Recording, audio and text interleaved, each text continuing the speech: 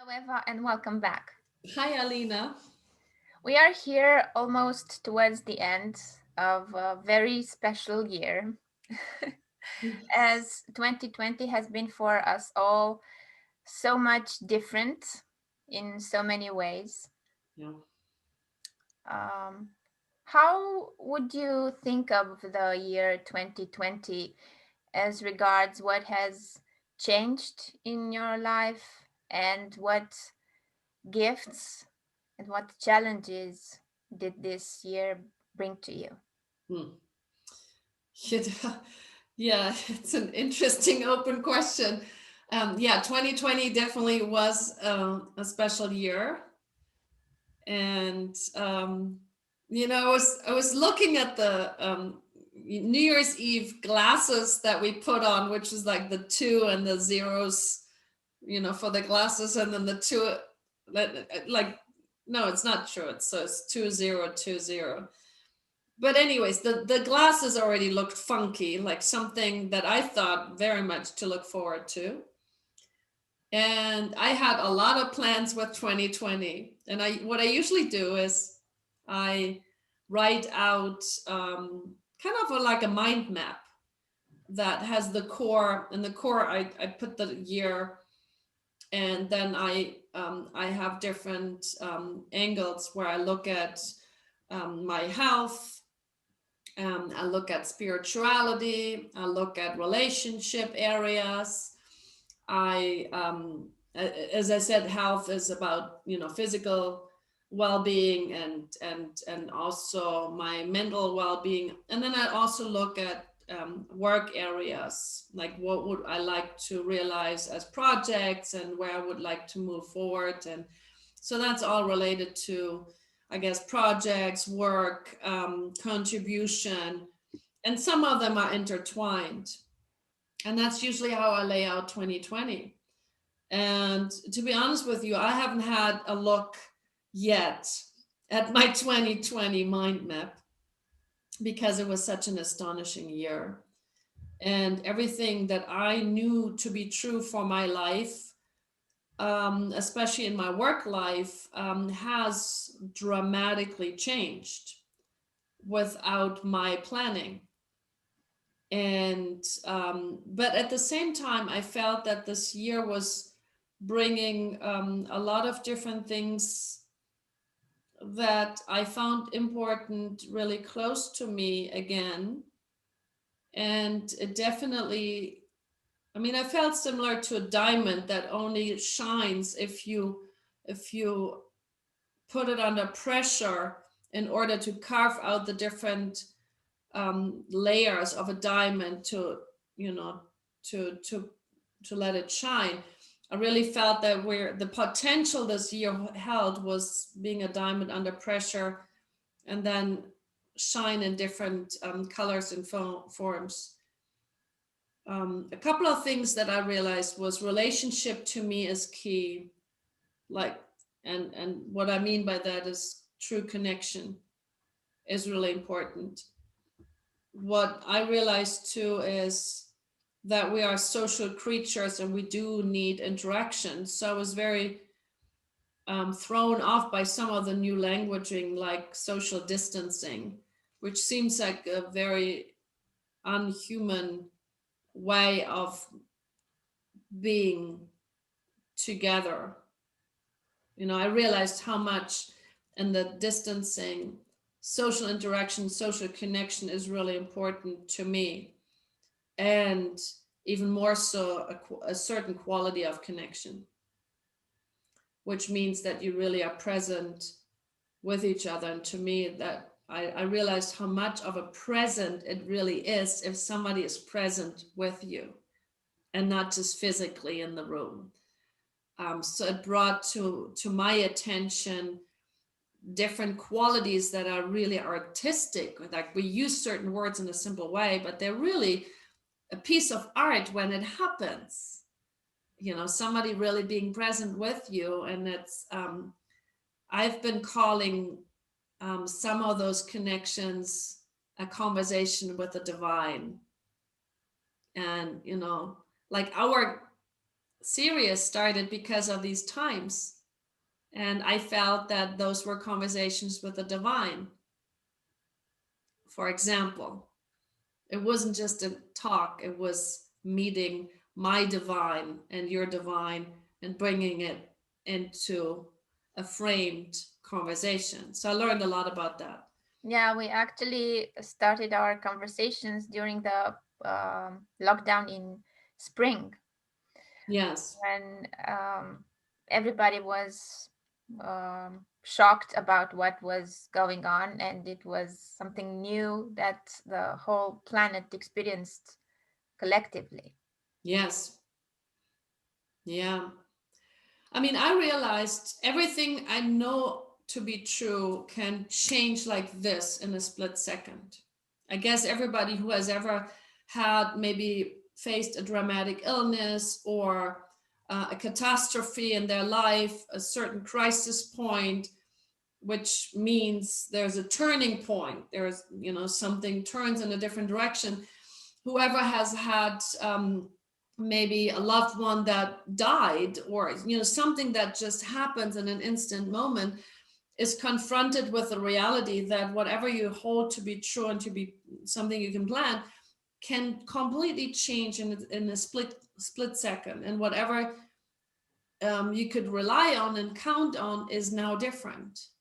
So the principle of impermanence of the Chinese tradition, I think, was really in our face.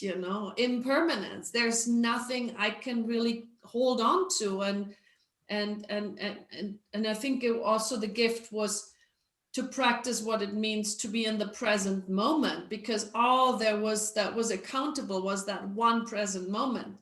Tomorrow, the news of yesterday is already old news, and there's new news, and so there's also the constant reality of all there is that I can hold on to be true is this one moment. And and to realize, am I really using this moment as a dual moment. I also learned a lot about my values that I hold to be very dear to my heart, and realizing that other people may have different values than mine, and that is a challenge of a conversation to have. Can I honor my values as important as somebody else's values, and not make it either or, but so there's the Virginia Satir has this beautiful quote of, "In sameness we connect, in differences we grow." And I realized how this year was inviting how to be able to sit with differences and really use this as a potential for growth. And it's challenging, but I think it's an important one. How do we create space for differences? What do you think you missed more, or you missed the most during this year? I think what I really missed was traveling. An essential ingredient of my work is traveling, and going into other cultures, and exploring through my work in a different context what it means to do human life and be human in a different country. And it's always very life educational for me to see how we're so similar on a level of longings and yearnings and the core human experiences, and then how many ways of possible cultures and ideas are when I'm in different countries. I look into what people are eating, and what's their prayer, and how do they do life, and what's their breakfast routine, and what are their children's stories that they grew up with, what's their favorite ice cream thing, what's their favorite thing to do, how do they do Christmas, what's their special meal for Christmas. And it's through really being in another country and visiting people that are living there, and how I learned so much about life and to be a person in a different place. And I really miss that because you could do it through Zoom. Yes, there are other possibilities in the virtual world, but there's something to the effect to be physically in a location and to be in that energetic field and to be surrounded by people. I'm a touchy person, so I completely missed my 12 hugs a day. Virginia Satir suggests that for growth, we need 12 hugs a day. So the innocence, the childlike innocence of feeling safe to connect, to relate, to physically touch, to be close to each other, to, when I do my coaching practice, I usually hold a hand of somebody else when they're in a more destabilized state to just signal, I'm here with you. You have a hand to hold. That's why you hired me. I mean, those natural things that feel very human to me, and not being really able to freely make that available was very I missed that a lot, and I found it really important. And now I appreciate that, how naturally I could be with those things before. Mm. So it also brings out the preciousness and the beauty and the grace and the magic of certain things like touch and connection and physical locations. Mm. So that was another question I wanted to ask you. What would be some of the blessings of this year for you? I guess to really dig in deep to a lot of things that I may have taken for granted because they were available, how much of the gift they are when they're potentially in danger. Being like the news obviously was like overwhelmingly informative about um, how fragile our health is and what it may mean not to be healthy. So I really had kind of for some time kind of like a daily practice to do a body scan in the mornings and basically saying thank you to my toes that are touching the ground and helping me to root. Thank you to my feet that are far away and I may not always be treating them so well. I was trained as a ballerina, so I was on tiptoes for a long time, and that wasn't very nice to my toes. So I apologized my toes for treating them not very nicely sometimes. And so it's body scanning, like from my toes to my feet to my ankle to my thighs, to my knees, that they're helping me to be flexible, to my hips that enjoy Latin music and know how to dance along, that they are free to move, um, to my stomach that helps me to center and to be connected to my core, to give me orientation. So I was going through my body and all the body parts that are functioning really well, and how that's not to be taken for granted because I only know when it's not working. That, oh my God, it's all interconnected. And during this time, I had some physical challenges, like my hip was hurting at some point, and I didn't know why because I didn't injure it, but it was very painful. So I realized, oh my God, my hip is so much connected, the connecting piece to my lower body, my upper body. I broke my toe in a very silly incident. And then I realized, like, oh my God, that little toe is, if it's not functioning right, it has a ripple effect on my whole body, basically. So there is that brought to my foreground. I cannot take my body functioning for granted. It's a miracle how this is all interplaying with all the little details in the whole system. I really, really appreciated the moments of connection with dear friends and family members. so appreciated that, realizing I am because of them and I am because of us. And it brought, especially because I'm living here by myself, so really brought to my attention how social appreciating connection is like breathing fresh air into my system. I feel like a flower without water when I'm not in connection with my dear loved ones who mean and want the best for me. So that was a blessing. I mean, I was like, wow, I'm blessed. I have really great people in my life that care, that are interested, that love me. And I guess the other thing is also to be free to move around and do what I just want to do and have the freedom to go for it. I thought that those were like, wow, I didn't know that me being able to travel and do the work however I want to do it freely, that was anything I could ever lose. And so I had so much gratitude for all the many last years of my work. And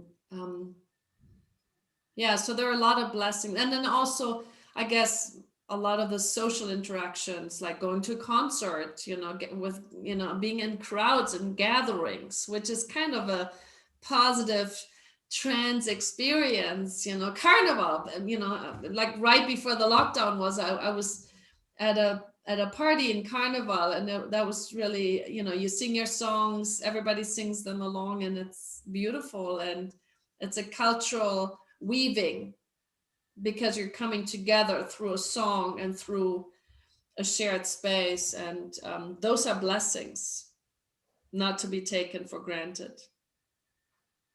I miss them, and they're blessings at the same time, I guess. Do you think is there something that um, will never go back to the way it was before 2020? I don't know. I'm sure there's a part that feels a little bit on the lookout and a little bit afraid. That fear was, and being afraid of the potential danger through interaction with others was such a to me was such a narrative that was so induced through media, through pictures, through the way we talked about it, through languages, the new languages, lockdown, isolating, social distancing, if solidarity, if you're practicing solidarity, you're going away from other people. There were just so many hiding yourself for safety reasons behind a mask, so just showing limited parts of yourself, which has become kind of, at the beginning it was a question, is this the right thing to do? Then in the middle was, we going to do this periodically for some certain time and some certain reasoning. Now it has become mainstream, and now it's even becoming fashionable. Now it's turning into a fashion. And so there's definitely a part of me that feels on the lookout that the innocent, childlike, natural way of feeling safe with each other and have a natural, unfiltered way of being at ease in connection may have changed, because it seems like this year has trained a lot of people into other people being potentially dangerous, and you can see it in the look of people looking at each other. You can see it in the way of kind of like getting out of the way, and the narrative, like, I really want to be safe and I don't want to put anybody in danger. There's so many hesitations now that I do see potential for some things. Like, I don't know if we're gonna have big gatherings again. I don't know. Mm. So there's potential for things not to come back to what we know before. maybe yes. Mm. And um, what do you think the coming year will look like to Hmm. you mainly and to the others?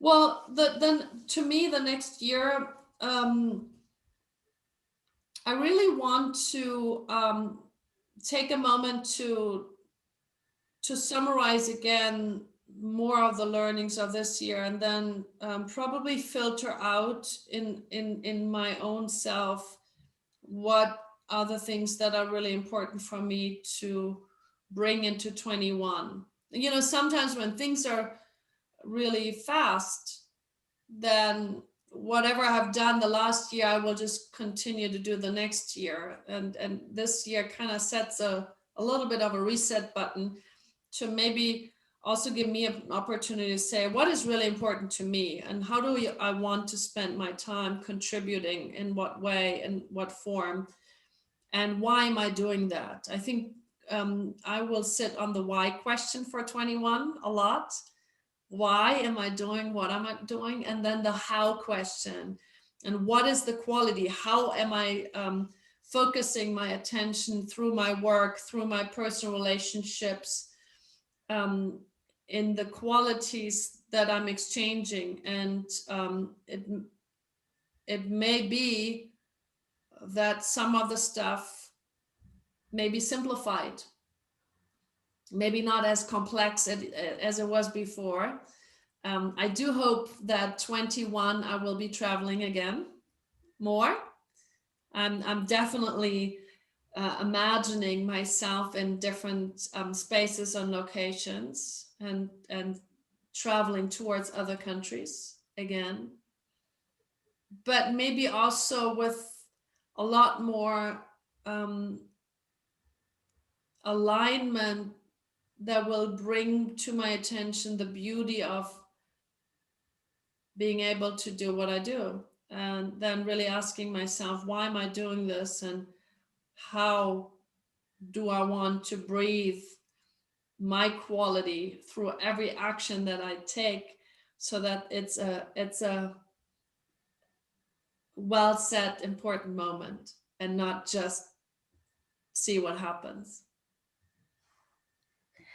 Um, and one other question, um, what would you recommend to somebody that has been struggling this whole year with all that anxiety and all that fear of uncertainty that is maybe even progressing into 2021? What would be some ways for them to um, get into a better state and to change their perspective on how things are or how they live this uncertainty? Hmm. Well, I mean, first of all, uncertainty is true. There's nothing that's certain. I think the impermanence and the uncertainty, it's just true. I don't know what's going to happen in the next moment. And to me, there are two layers of fear. One is the fear of a danger that's real, and so and that's giving me some awakeness and some alertness. And I find that a healthy piece of the fear, which is, yeah, maybe I made less money this year and there's some existential crisis. Maybe I really, there's a seriousness in being afraid about my health because there's something going on that's real. And that piece is really helpful information to help me to reduce my focus of attention to what's really important right now and not be distracted. Then there's a second piece of fear, which is worry about the future. What if, what if, what if, what if? And the what if part is a lot more big and influential, and that's a trance induction. That's really like projecting myself out and all the possibilities, and what if that, what if that, what if that. And I would suggest that when the what if happens, that is a time to begin practices like that. Those are moments when I go on a run. Those are moments when I do a yoga practice, because it helps me to physically locate again. The body is now. When my mind goes in what if mode, I know now is a time when the best way to reorganize my system to come into the present moment is to do an embodied practice. Tai Chi, Qigong, meditation, yoga practice, go for a run, have a conversation with somebody else. I would probably suggest to reduce the media, take in information. I think it has another layer of what if, what if, what if, because it's mainly triggered by images, and images are powerful. And it's also triggered by a lot of code words, and those code words are really powerful. And I rather go outside and observe the birds, or observe the clouds moving, and focus my attention to something that is more sensory based, detailed, connecting. I have one practice where I go, now I'm aware that I hear, and then I pick up something that I hear on the outside. Now I'm aware that I see, and I just, you know, see your eyes blinking, for example. I really look for something I see. Now I'm aware that I feel, and then I sense into my body. What is my body sensation? I feel my belly being warm. And then I will repeat those practices a couple of times in order to set my attention out into sensory detailed outside orientation experiences, to get out of my worry mind and to come back into the present moment a little bit more. Those are a couple of things that I suggest, because you don't know what you don't know, and you only know what you know. And sometimes I believe reality is a little bit more friendly than what we make out of reality. So come back to center and back to this moment, Mm. and not get out of the ideas. What if? Thank you so much, Eva, for everything that you shared throughout um, the whole series of conversations that we had during this year. That was, on one hand, challenging, on one hand, on the other hand, so insightful, Yeah. and put us in so many new situations that Yeah. uh, we did not previously envisioned. And um, I'm really grateful for um, your openness and for your beautiful presence every time.